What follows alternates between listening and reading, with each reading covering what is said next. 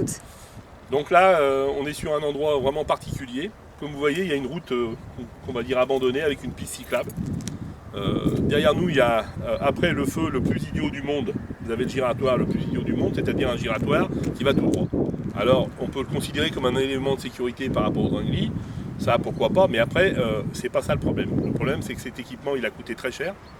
Hein, plus cette route et la déviation, on parle de 1,5 million, 2 millions d'euros minimum.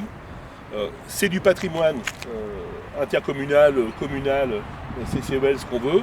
On avait un mode doux et on a tout perdu. Comme je l'ai dit, il y a un avenant de 7,8 millions que j'ai transmis à la mairie, qui est tout à fait connu, reconnu, où une somme d'argent a été exportée de ce projet, ce qui empêche aujourd'hui de faire le remembrement soi-disant et de terminer les travaux. Bon, c'est absolument impensable.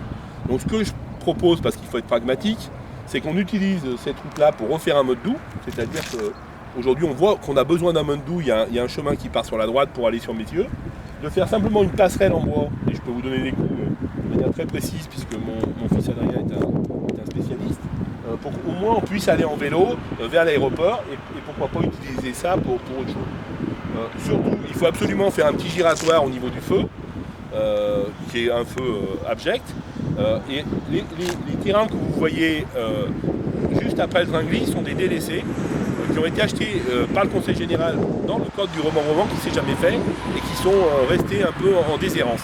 Alors j'ai nivelé les terrains il y a quelques années sur une partie,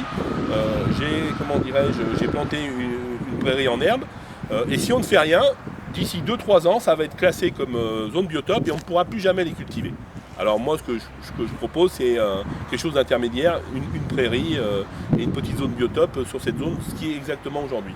Mais là, on est en face d'un scandale absolument incroyable.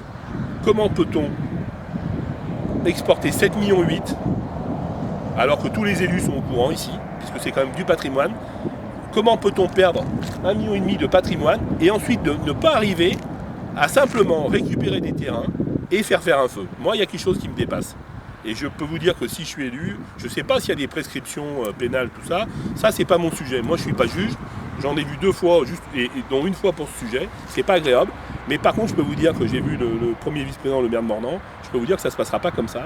Et il faudra qu'il passe au trapèze. Parce que c'est hors de question qu'on perde autant de patrimoine. On était un des premiers à faire une piste cyclable. Aujourd'hui, on l'a complètement détérioré. On avait un accès qui a été financé, je dirais, de main de maître, puisqu'en général, c'est pas les déviations. Les déviations ne sont pas financées par les communes ou les intercommunalités, mais à l'époque par le Conseil Général. Donc on a fait œuvre de gentillesse, de bienveillance, et on a été mal remercié.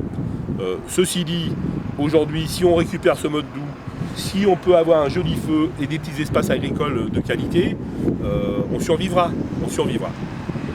Voilà.